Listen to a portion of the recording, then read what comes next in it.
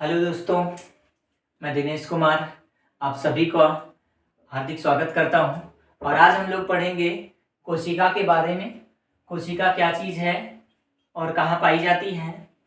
तो कोशिका कोशिका देख लीजिएगा। कोशिका जीवन की एक मौलिक इकाई होती है। कोशिका जीवन की एक मौलिक इकाई होती है। मतलब इसका क्या है कि कोशिका जीवन की एक मौलिक इकाई है। मौलिक मतलब ये एक शुरुआत से जब किसी जीव का निर्माण होता है तो ये कोशिका के द्वारा ही होता है। कोशिका इसलिए कहा जाता है कि कोशिका हमारे जीवन की एक मौलिक इकाई होती है। दूसरा बात, कोशिका सजीवों की संरचनात्मक एवं क्रियात्मक इकाई होती है। कोशिका सजीवों की, सजीव मतलब सजीव किसे कहते हैं? सजीव जो श्वसन करता है, जो उत्सर्जन करता है, जिसमें पाचन की क्रिया होती है, जिसमें समस्त जैविक क्रियाएं होती हैं, उसे हम लोग सजीव कहते हैं। और जितने भी जैविक क्रिया होती है शरीर में वो सब कोशिका के अंदर ही होती है। तो इसलिए कोशिका जो होती है हमारे शरीर की या सजीवों की कह सकते हैं, कोशिका सजीवों की संरचनात्मक एवं क्रियात्मक इकाई होती है।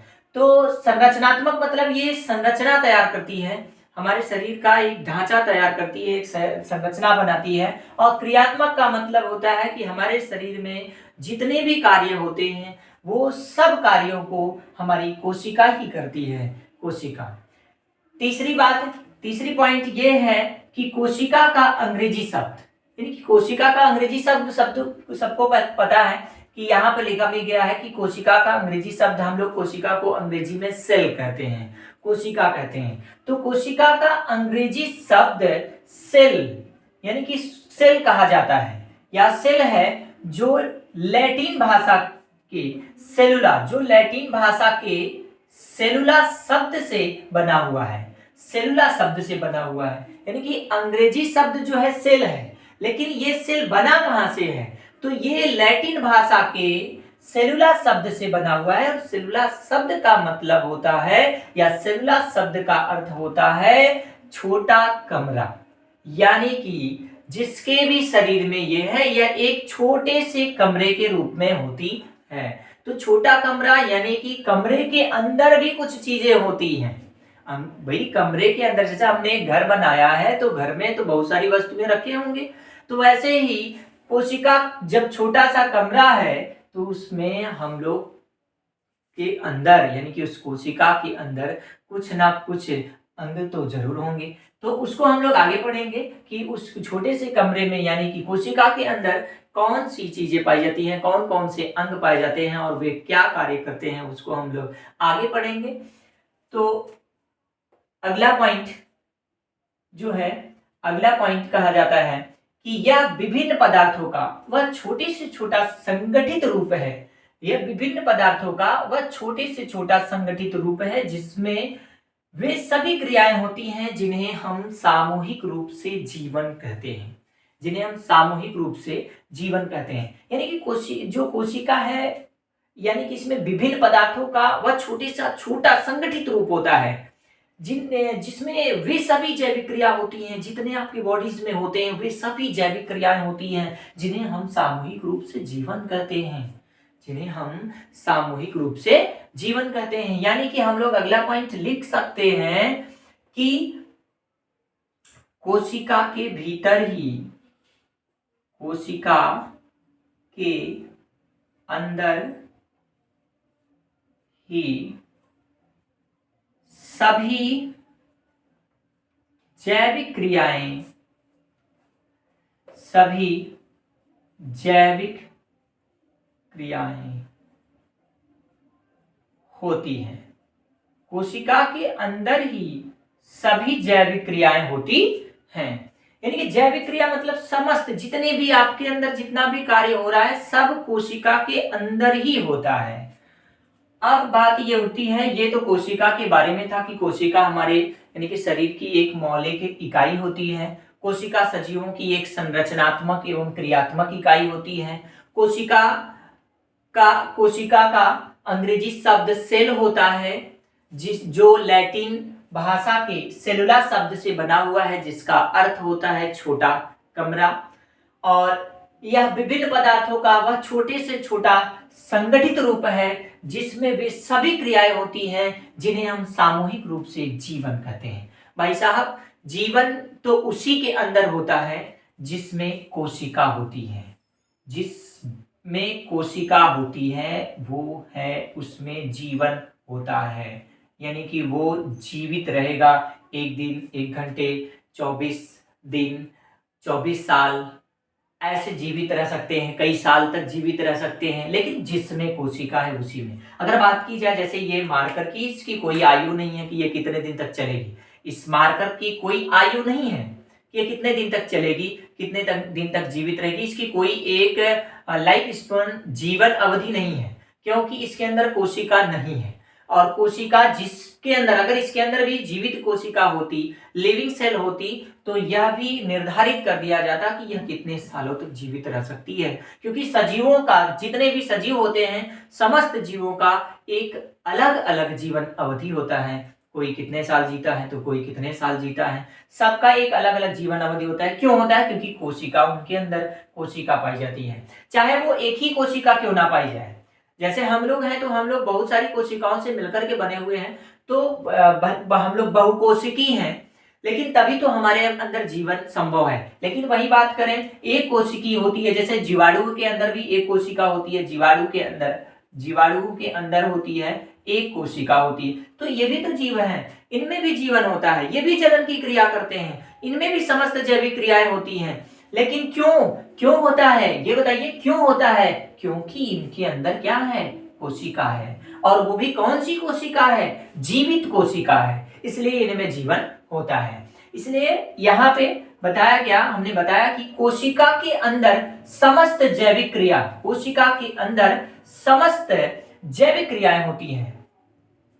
अब बात यह है कि कोशिका के अंदर जो ये था, ये हो गया। अब खोज की बात करते हैं कि इसकी खोज जो था, एक कोशिका की खोज 1665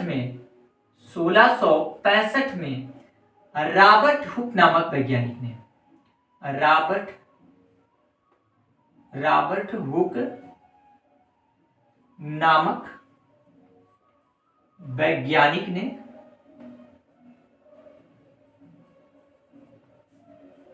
हुक नामक वैज्ञानिक ने कोशिका की खोज किया।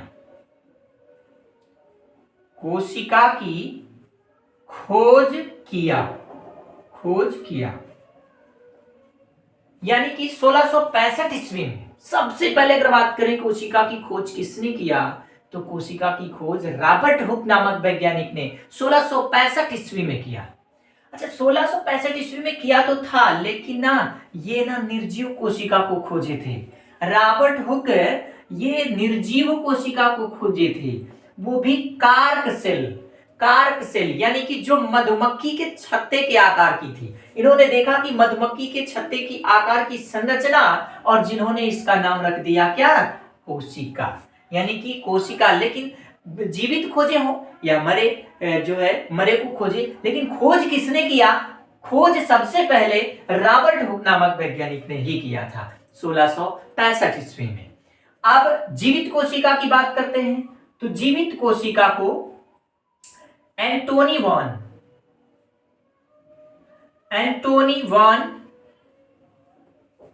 लीवेनहॉक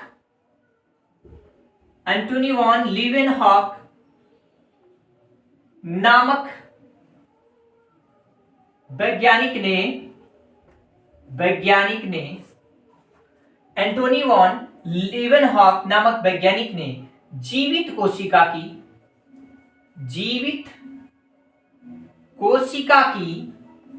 खोज की। तो अब बात ये उठती है, कोशिका की अगर खोज की बात आई, तो कोशिका की खोज किसने किया?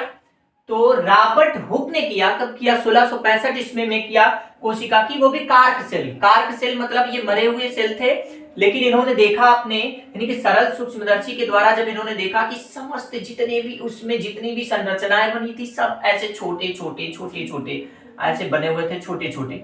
तो उन्होंने देखा कि अगर ये एक ही चीज से बनी हुई थी, समस्त चीज एक ही चीज से बनी थी, तो उसका नाम इन्होंने रख दिया क्या, कोशिका। कोशिका, तब कोशिका की तब खोज हुई, लेकिन इन्होंने कुछ बताया नहीं कि ये क्या है कोशिका के अंदर, कोशिका क्या करती है, कोशिका क्या नहीं करती, ये सब इन्होंने नहीं बताया, सिर्फ खोज किया था कि इसका नाम रख दिया कि यह कोशिका है।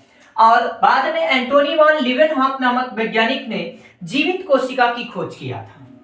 जीवित कोशिका की खोज करने वाले वैज्ञानिक वो है एंटोनी वॉन लीवेनहॉक। और अगर बात की जाए कोशिका की खोज की, तो कोशिका की खोज किए थे रॉबर्ट हुक नामक वैज्ञानिक ने। फिर कोशिका के अंदर 1831 ईस्वी में 1831 ईस्वी में कोशिका के अंदर उपस्थित एक अपारदर्शी संरचना को देखें। एक वैज्ञानिक जिनका नाम था 1831 ईस्वी में रॉबर्ट ब्राउन नामक वैज्ञानिक, रॉबर्ट ब्राउन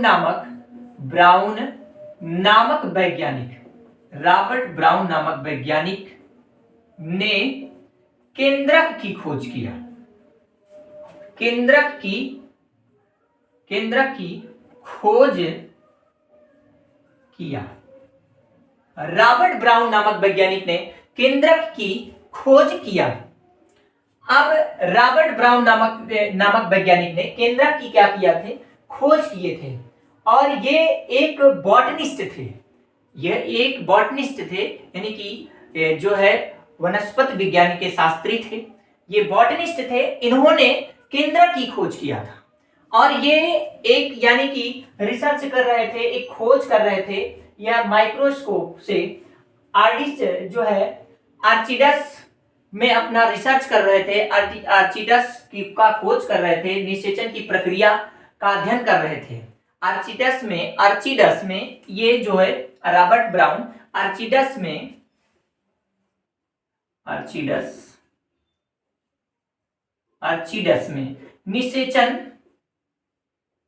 निषेचन की प्रक्रिया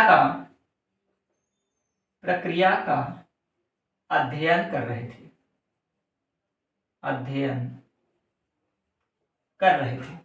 आर्चिडस निषेचन की प्रक्रिया कर रहे थे। कौन कर रहे थे, रॉबर्ट ब्राउन नामक वैज्ञानिक कर रहे थे 1831 ईस्वी में। 1831 ईस्वी में आर्चिडस निषेचन की प्रक्रिया के अध्ययन के दौरान इन्होंने देखा कि कोशिका के अंदर एक अपारदर्शी संरचना इन्होंने देखा, अपारदर्शी संरचना, उसका नाम इन्होंने रखा केंद्रक, जिसका नाम इन्होंने केंद्रक रख दिया। तो केंद्रक की खोज, न्यूक्लियस की खोज 1831 ईस्वी में रॉबर्ट ब्राउन नामक वैज्ञानिक ने किए थे।